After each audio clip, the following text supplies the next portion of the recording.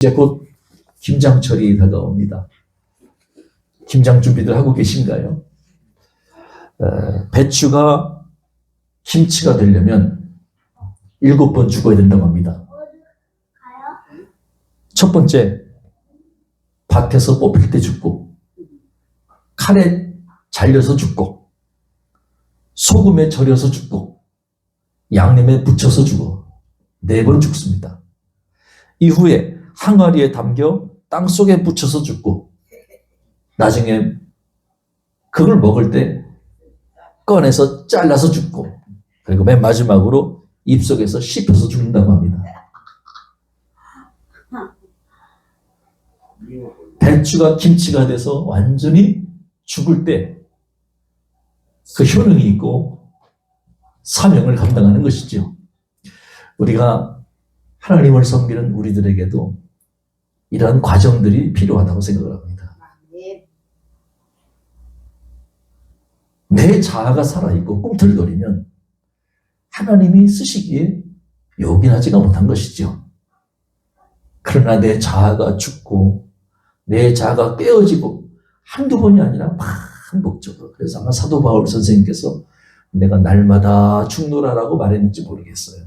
우리가 날마다 십자가 안에서 죽음을 당하고 내 자아가, 내 생각이 죽어지는 과정을 겪을 때 주님이 우리를 사용하시고 인도해 주시리라 믿습니다.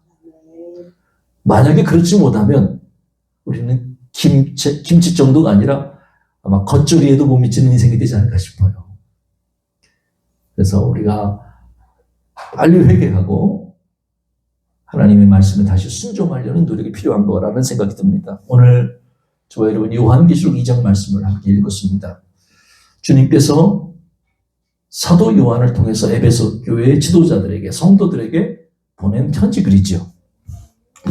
에베소가 어디입니까? 지금의 터키의 서해안 지역이라고 볼 수가 있어요. 터키의 이 서해안 지역에 있는 그 지역이 에베소 지역인데 굉장히 중요한 지역이지요.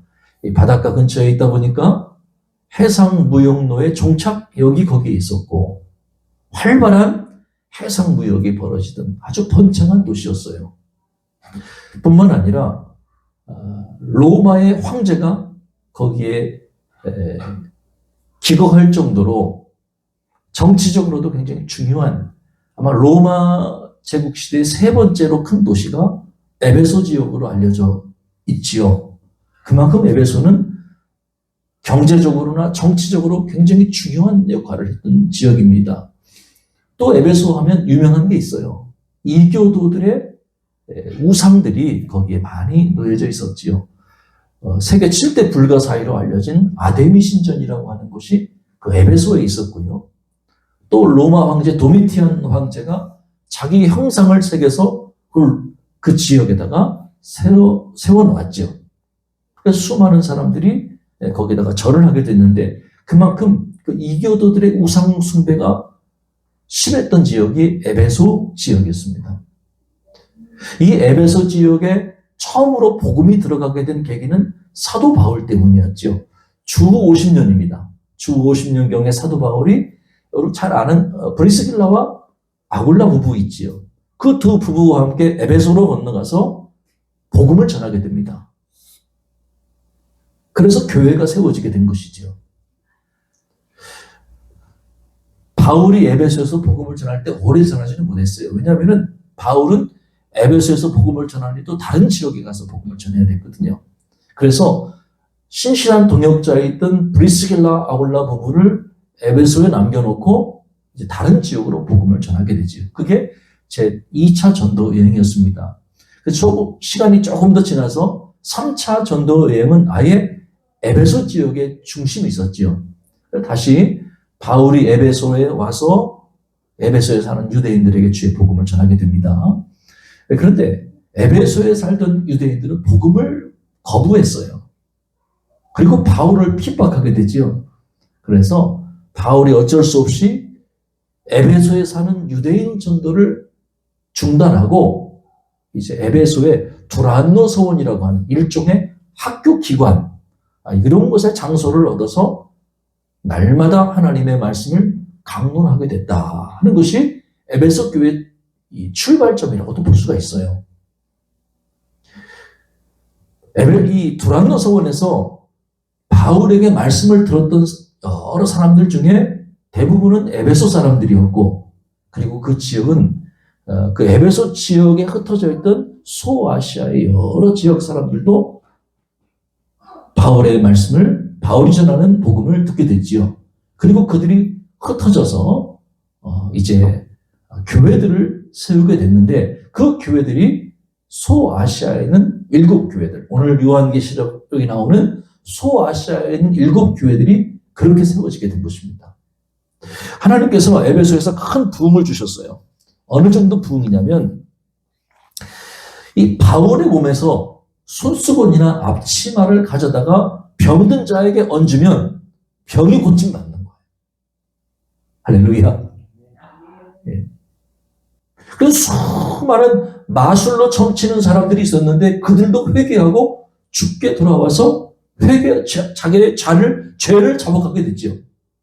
그래서 그 책들을 다 불사르게 됐는데 성경에 보면은 그 불사른 값이 은 5만이나 되었다는 게 되어 있거든요. 상당히 큰 금액이죠.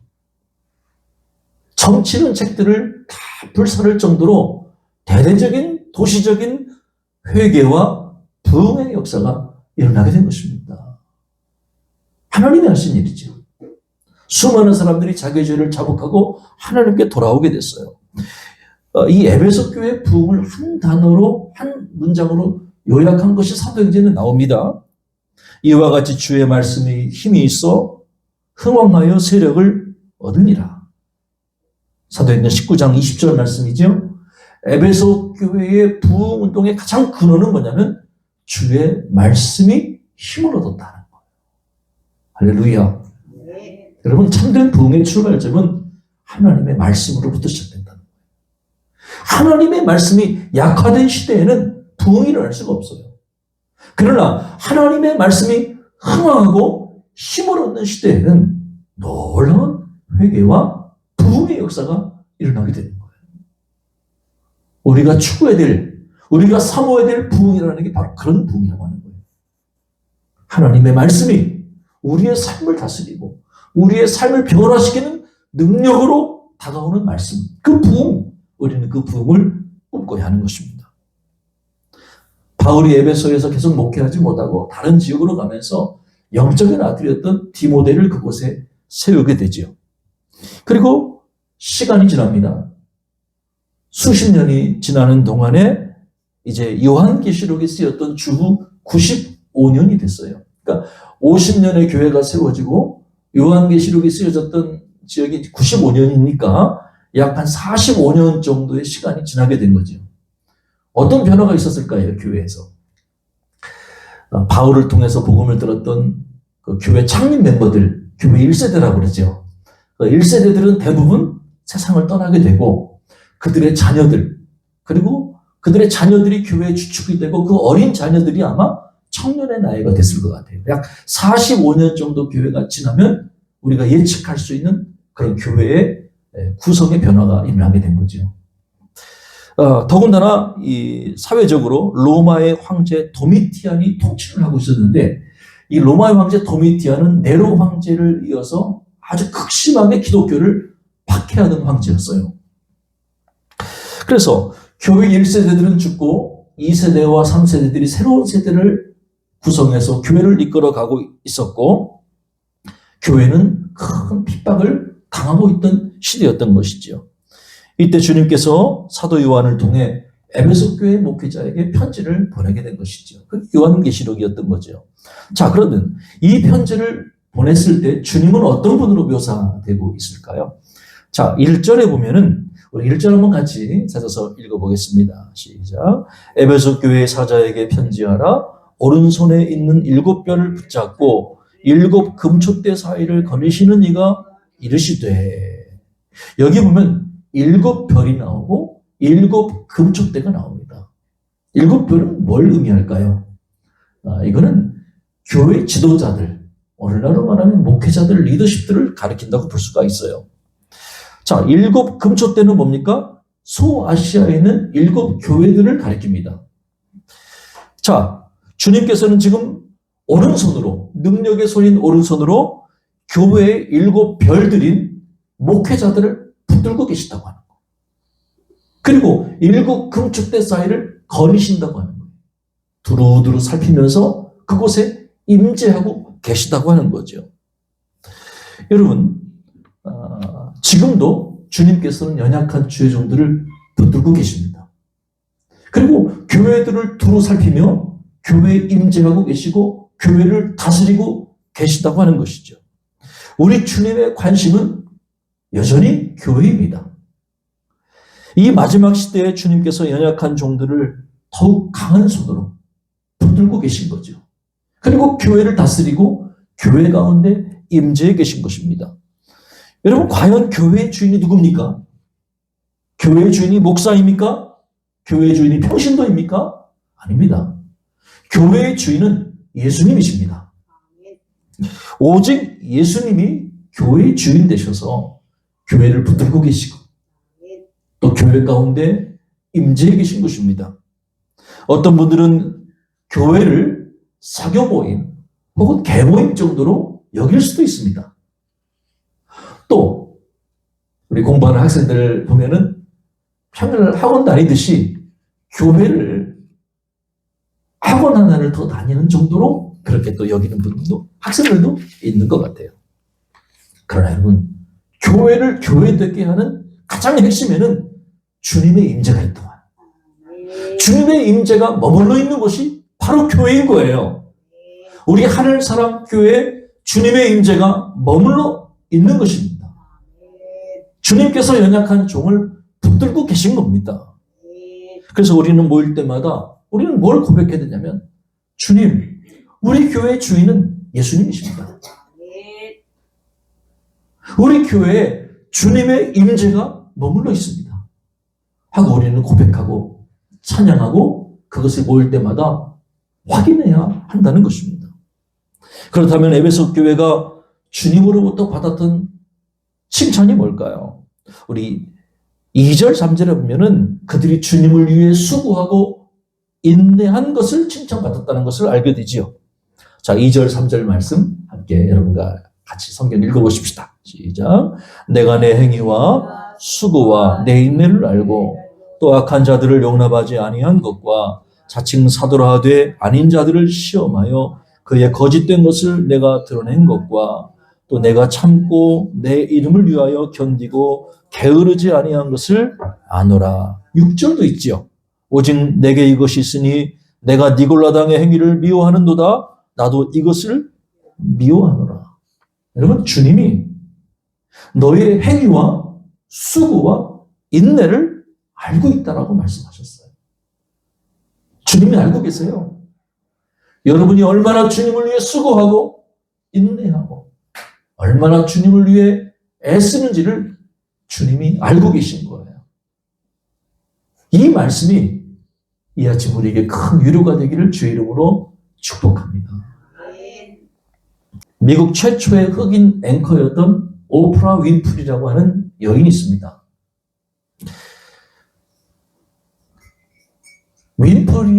오프라 윈프리의 영향력이 얼마나 크냐면 방송국에 나와서 책 한 권을 이렇게 들어요. 제가 이 책 주중에 읽어봤는데 너무 좋아요. 여러분 꼭 한번 읽어보세요. 이 한마디를 하면 그 책이 베스트셀러가 되는 거예요. 그 정도로 영향력을 미쳤던 여인이 오프라 윈프리입니다. 흑인 여성이에요. 흑인 여성으로서 미국 사회에 이렇게 강력한 영향력을 미쳤던 여인은 그전에도 한 명도 없었지요. 미국 최고의 비즈니스 우먼 2위고 미국인들이 가장 존경하는 인물 3위에 선정이 될 정도로 오프라 윈프리는 대단한 영향력을 미쳤던 흑인 앵커였죠. 그런데 여러분, 이 오프라 윈프리가 처음부터 이렇게 사람들에게 영향력을 끼쳤던 것은 아니라고 하는 거예요. 그녀는 눈물과 아픔으로 어린 시절을 보내게 됐지요. 그녀의 어머니가 18살 때 미혼모로 이 오프라 윈프리를 낳았다고 그래요. 어린 시절에 외할머니 손에서 자라게 됐는데 3살 때부터 할머니에게 매를 맞기 시작을 했다고 그래요. 한 번도 할머니에게 칭찬받아 본 적이 없었다고 합니다. 매일 몽둥이로 맞을 때마다 그녀는 마구간에 쫓겨나서 이런 기도를 드렸대요. 하나님, 저 흑인 말고 백인 되게 해주세요. 백인들은 자기 자식들을 때리지도 않는데 왜 흑인들은 날마다 이렇게 맞아요? 하면서 자기의 그 안타까운 아픈 마음을 하나님께 호소하며 눈물로 하나님께 기도했다고 그래요. 그녀가 9살 때 친척에게 강간을 당하죠. 그리고 여러 남자에게 성적인 학대를 당하게 됩니다.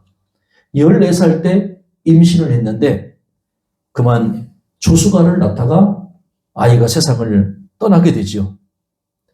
그래서 이 오프라 윈프리는 어렸을 때 너무나 많은 상처를 받고 살았어요. 20대까지 남자, 마약으로부터 자유롭지 못한 그런 고통스러운 삶을 살게 됐지요.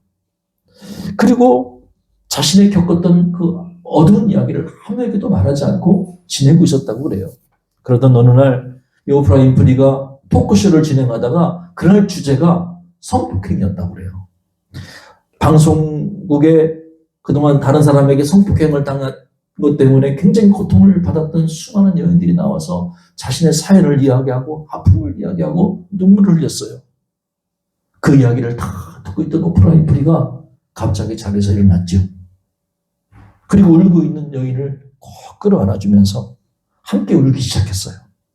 그리고 자기 이야기를, 자기가 어렸을 때 미혼 몸 밑에서 태어나서 3살 때부터 학대를 받고 그렇게 성폭행을 당하고 마약과 남자들로부터 여러 가지 고통을 당했던 자신의 이야기를 아무에게도 하지 않았던 이야기를 그 사람에게 다 생방송 중에 다 꺼내는 거예요. 그리고 눈물을 흘리며 한마디를 하죠. 영어로 I know your pain. 나는 내가 당하고 있는 고통을 알고 있다. 알고 있다는 거예요. 그 한마디에 TV를 보고 있던 전 미국인들이 다 눈물을 흘리게 된 거예요. 나는 내가 당하고 있는 고통을, 겪고 있는 아픔을 알고 있다. 여러분, 주님이 고통당하고 있던 에베소 교회 성도들을 위로하고 계시고 오늘 우리들을 위로하고 계신 줄로 믿습니다. 주님을 위해 수고하고 인내하고 주님을 위해 봉사하는 진실된 성도들의 눈물과 고통을 주님이 다 알고 계십니다. 주님이 기억하고 계세요. 주님이 기억하시면 족한 것입니다. 그렇다면 과연 그들의 수고와 인내는 구체적으로 뭐였을까요? 첫째로 그들은 거짓 사도들을 대항해서 싸우게 됐죠. 여러분, 이 에베소 교회에 보면은 자칭 사도라 하지만 사도가 아닌 자들이 있었다는 얘기예요. 내가 사도네 하지만 실제로는 사도가 아니었던 자들이죠. 그러니까 그들의 악한 것들을 드러내고 판단하는 그 역할을 잘했다고 하는 거예요. 특별히 니골라당의 행위를 미워했다, 이렇게 나오는 것이죠. 오늘날로 말하면 교회 내에 몰래 침투한 이단과 거짓 사도들과 담대히 싸웠던 것이죠. 여러분, 교회는 올바른 진리 위에 바로 서야 합니다. 올바른 진리를 사수해야 합니다. 오늘날에도 교회에 몰래 들어와서 내가 목사니, 전도사니, 신학생이니 하면서 성도들을 미혹하는 잘못된 사람들이 있습니다. 어떤 이들은 성경을 기가 막히게 가르치는 성경 공부 모임이 있는데 우리 목사님 몰래 가서 기가 막힌 성경을 통달하는, 요한계시록을 통달하는 성경 말씀을 공부해보자고 성도들을 유혹하기도 합니다. 또 어떤 이들은 아주 은혜로운 기도 모임, 큐티 나눔 모임이 있는데 그 모임에 가서 큐티 나눔 모임을 하자고 성도들을 유혹하기도 하지요. 또 어떤 이들은 어젯밤에 내가 꿈을 꿨는데 하나님이 당신에게 찾아가서 당신에게 하나님 말씀을 전하라고 했다고 성도들을 미혹하기도 합니다.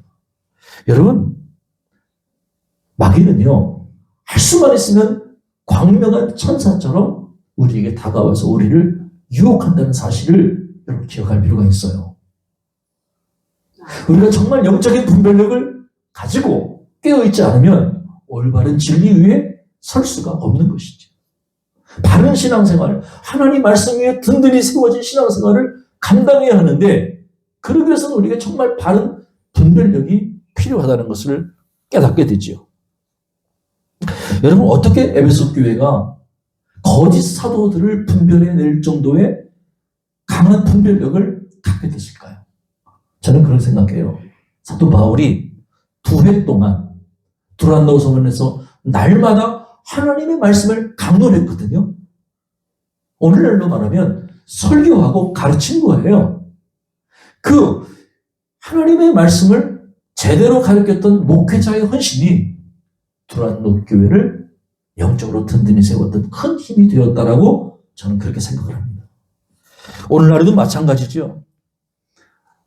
우리 주변에 많은 이단 사설들, 좋지 못한 이야기들로 우리를 유혹하고 우리를 넘어뜨리는 많은 유튜브에 또 많은 것들이 있지만 가장 중요한 것은 목회자가 하나님 말씀에 바로 서서 성도들을 바른 진리의 세계로 이끌 필요가 있다. 여러분 어디 가서 은혜를 받으세요? 본교회 목회자에게 설교에 통해서 은혜 받지 못하는 사람이 어디 가서 은혜를 받는 거예요 대체? 그 은혜가 참된 은혜라고 할 수가 있겠어요? 어머니가 해준 따뜻한 밥을 먹지 않으면서 어디 가서 외식하면서 마침 음식을 먹으면서 헛기진 배를 채운단 말이에요. 여러분 말씀을 듣고 성경을 연구하는 일에 더욱더 열심을 내세요. 말씀을 가까이 하세요. 할 수만 있으면 여러분이 속한 우리 교회에서 성경을 공부하고 말씀을 묵상하고 가르침을 받으세요. 그래서 건강한 신앙인 여러분의 믿음의 뿌리를 교회 위에 하나님의 말씀을 올바로 전하는 교회 위에 든든히 세워나가시길 바랍니다. 그래서 거짓 사도들을 분별해내는 영적인 분별력을 갖게 되시기를 주의 이름으로 축복합니다. 니골라이가 나오죠. 니골라가 누구지요? 사도행전에 보면은 니골라는 예루살렘 교회의 7 집사 가운데 한 명이었어요. 스데반 집사도 포함해서 믿음과 성령이 충만했던 스데반 집사를 포함해서 그 7 집사의 이름이 쫙 나오는데 그 중에 한 명이 니골라였어요. 그런데 시간이 지나면서 어떻게 된 일인지 니골라 당이라고 하는 당이 생겼어요. 근데 이 니골라 당은요, 초대교회 특별히 소아시아 지역을 혼란스럽게 했던 이단 단체였어요.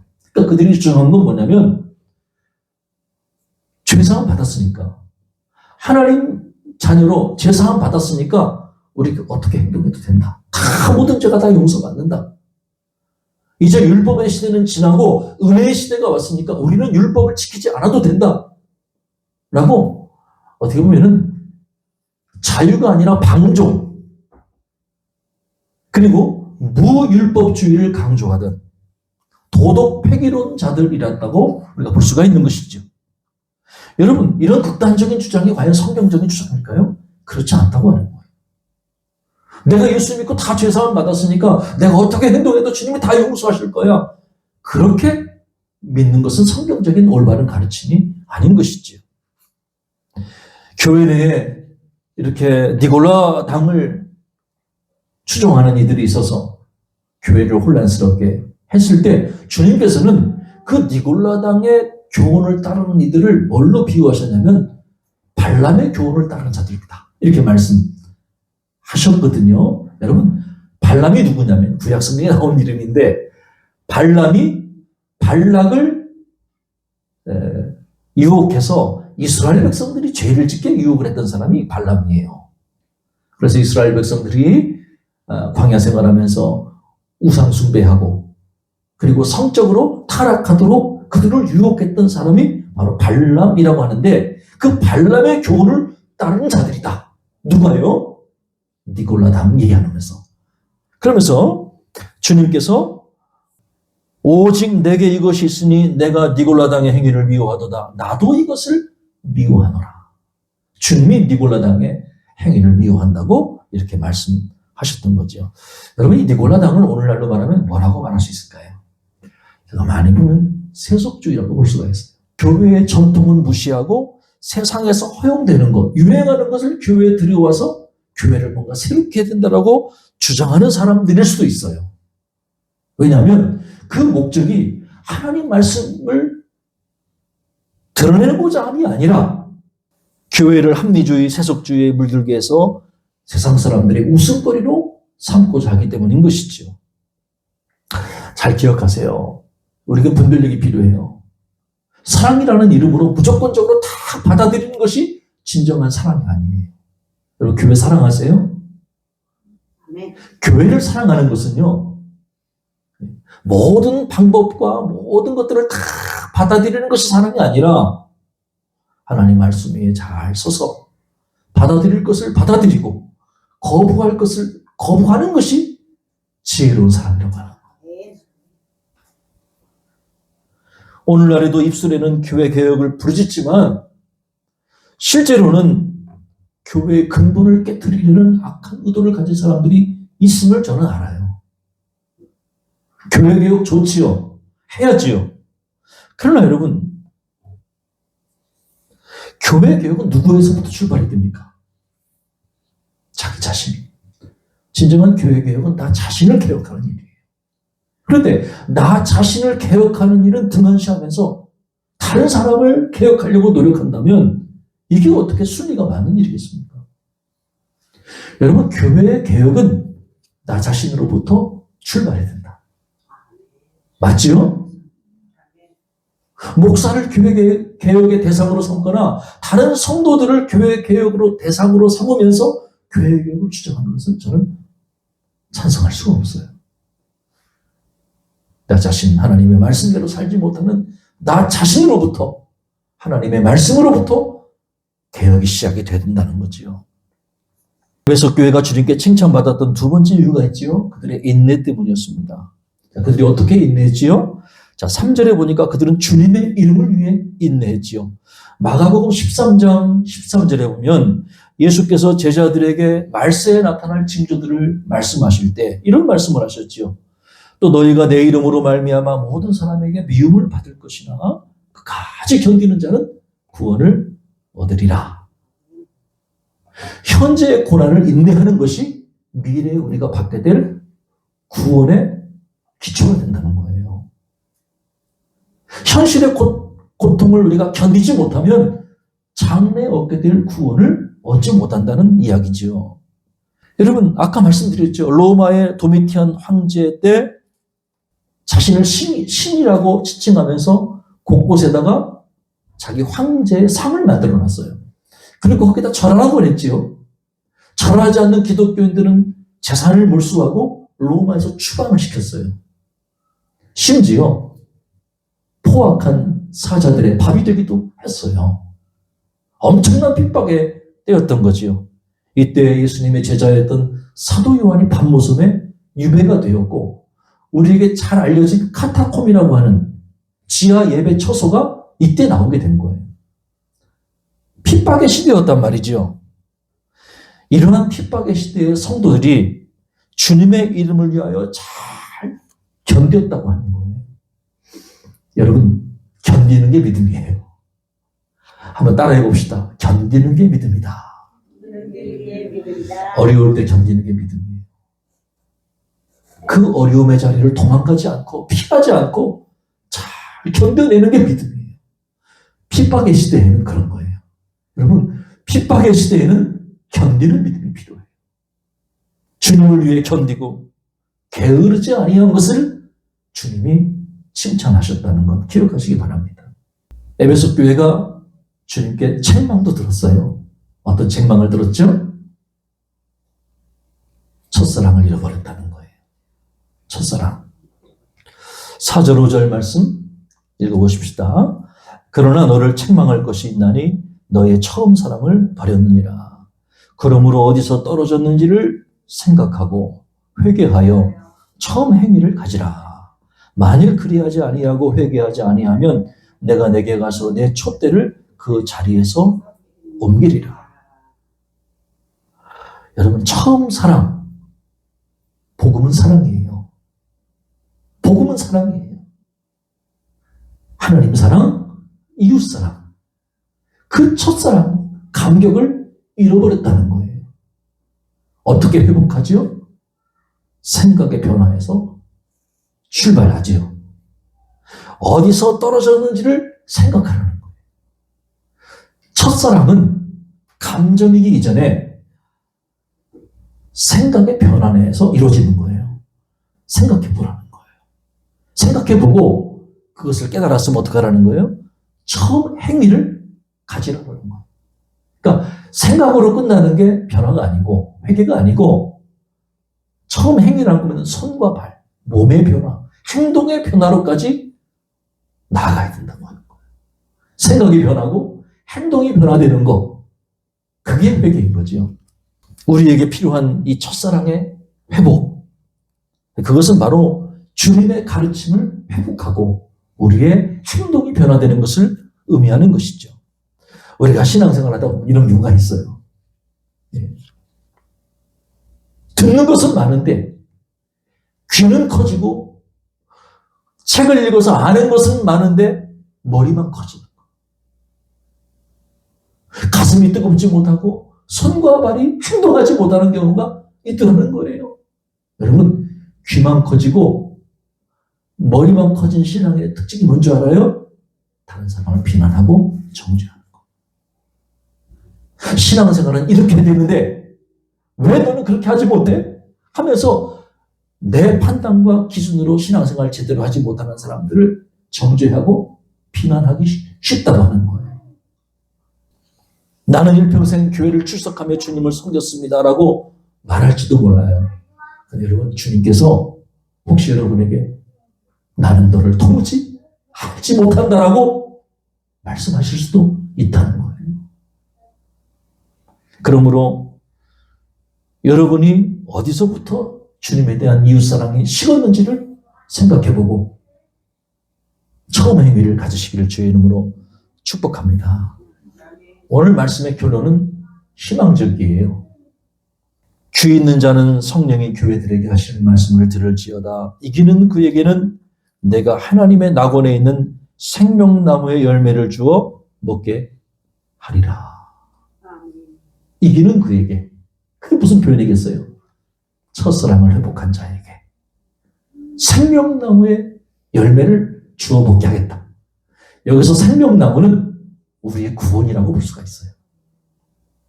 하나님이 장차 우리에게 주실 영생과 구원의 선물을 약속해 주신 것이죠.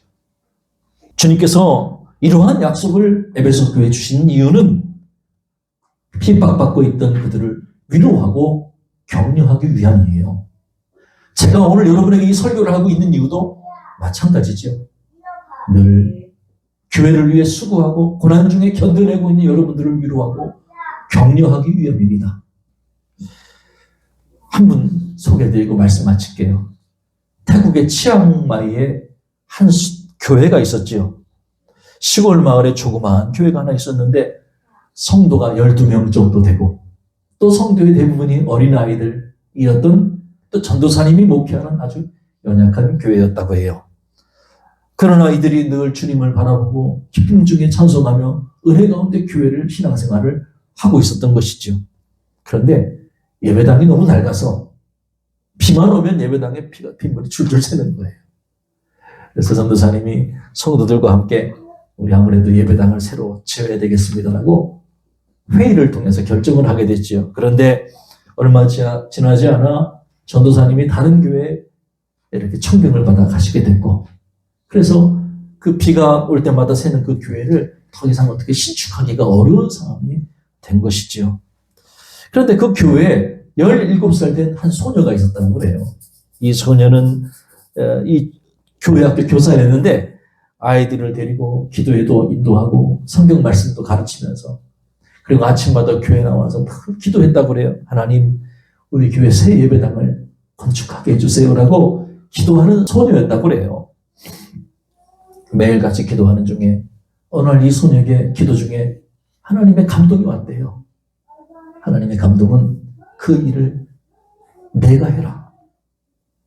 내가 해라. 처음에는 무심코 지나쳤지만 기도할 때마다 내가 하라는 하나님의 감동이 더 자꾸 마음에 부담감으로 다가왔대요. 그때마다 소녀는 하나님께 항변했지요. 하나님, 저는 할 수 없어요. 저는 나이도 어리고 돈도 없고 배운 것도 없고 아무것도 없잖아요. 여러분 17살 가난한 소년이 뭘 할 수 있겠어요. 그래도 하나님은 자꾸 내가 해라, 내가 해라. 감동을 주셨어요.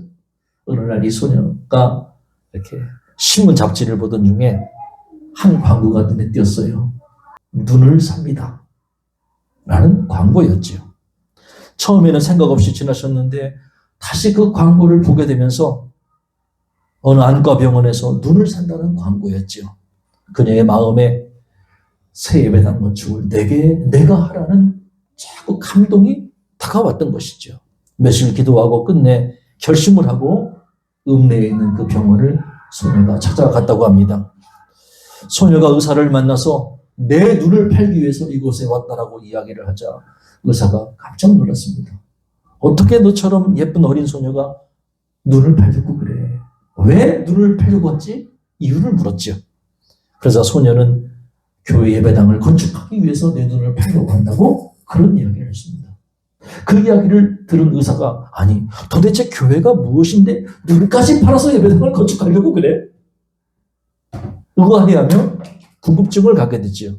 한 주간 시간을 줄 테니 한 번 더 생각해보고 그래도 눈을 팔 의향이 있으면 한 주 지난 후에 다시 찾아오렴 하고 소녀를 돌려보내게 됐습니다. 소녀를 돌려보낸 후에 이 의사는 교회가 대체 무엇이길래 자기 눈을 팔아 교회당을 지은다고 하나 궁금증을 갖게 됐어요.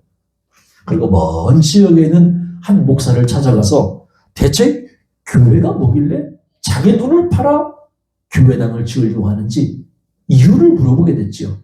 그 목사는 교회가 무엇인지 그리고 인간이 하나님 앞에서 얼마나 큰 죄를 지었는지 그리고 하나님의 은혜가 얼마나 놀라운지 그리고 그 은혜를 전하기 위해서 교회가 세워졌다는 사실을 그 의사에게 차근차근 설명을 하게 된 것이죠.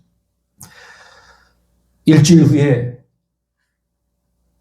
소녀가 다시 그 병원을 찾아오게 됐어요. 의사가 물었지요. 너는 아직도 네 눈을 팔아서 예배당을 지을 생각을 하고 있니? 네, 그럼요. 그러자 의사가 소녀에게 말하기를 얘야, 눈은 팔지 않아도 된단다. 내가 네가 신앙생활 할 수 있는 예배당을 짓도록 재정적인 후원을 해줄게. 라고 감동을 받은 의사가 약속을 하고 그 지역에 새 예배당을 지어주게 됐어요. 그리고 그 의사도 함께 신앙생활을 하게 된 것이지요. 그리고 이 의사가 이 소녀를 기특하게 위해서 자기 양녀로 삼았대요. 그 부자 의사가 학비를 대주고 의학대학에 진학시켜줘서 자기 아들과 혼인을 맺어줘서 며느리로 삼아줬다는 이야기를 제가 들었습니다. 그러면 제가 이제 이야기를 사실 이게 태국 치앙마이 이야기지만 태국에만 이런 이야기가 있는 게 아니에요. 제가 예전에 부교육자로 있던 교회 부흥에 오셨던 목사님이 계신데 그 목사님이 전주 아름다운 교회 목사님이세요. 근데 그 목사님이 부흥회 중에 무슨 말씀을 하냐면 자기 아버지 이야기를 하는 거예요. 자기 아버님이 이런 일을 하신 거예요. 자기 눈을 팔아서 교회당에 건축을 돕고 싶다라는 이 마음을 가지고 전주 예수병원을 찾아갔다고 그래요. 근데 전주 예수병원에 있던 의사들과 직원이 그 사실을 알고 깜짝 놀라서 미국의 선교부에 이 사실을 알려서 편지를 보내서 새 예배당을 줘줬다는 이야기를 들었습니다. 실제 이야기예요. 전주 아름다운 게 그 아들이 전주 아름다운 게 목사님이 됐지요. 그래서 자기 아버님 간증 눈 팔아서 예배당을 지으려고 했던 아버님 이야기를 해주셨어요. 우리가 주님을 섬길 수 있는 방법은 여러 가지가 있어요. 재정으로 주님을 섬길 수도 있고 또 재정이 없으면 우리 몸으로 주님을 섬길 수도 있고 우리의 재능으로, 시간으로 주님을 위해 섬길 수도 있고, 기도로, 전도로 주님을 섬길 수도 있지요. 저는 우리 교회 성도들이 주님을 사랑하고 주님을 위해 많은 눈물을 흘리고 있다는 것을 잘 알고 있습니다. 성도들이 주님을 깊이 사랑하는 그 마음을 저도 알고 있어요. 목사인 저도 알고 있는데 왜 우리 주님이 모르시겠습니까? 당연히 우리 주님도 아들아, 딸아, 내가 다 안다. 너 고생하는 거, 너 수고하는 거 내가 다 안다. 주님이 그렇게 말씀하실 줄 믿어요. 저는 이 말씀이 여러분에게 큰 위로가 될 수 있기를 주의 이름으로 축복합니다. 그러나 우리가 더욱더 진리의 말씀 위에 굳건히 서서 올바른 분별력을 가지고 악한 자들을 분별할 수 있는 지혜도 우리는 간구해야 합니다. 뿐만 아니라 혹 우리 가운데 사랑의 가르침을 잃어버리고 머리만 큰 신장, 귀만 큰 신장으로 타지 않았는지 우리 자신들을 돌아보고 회개하고 잃었던 첫사랑을 회복하려는 자세가 중요합니다. 오늘 주님께서 오늘 우리에게 그런 말씀하세요. 주님 사랑해라. 이전보다 더 주님 사랑해라. 그래서 주님의 사랑을 증언하는 삶을 살라고 우리에게 말씀하시네요. 오늘 이 말씀 따라서 주님 사랑, 이웃 사랑 실천하는 우리 모두 되시기를 주님의 이름으로 축원합니다.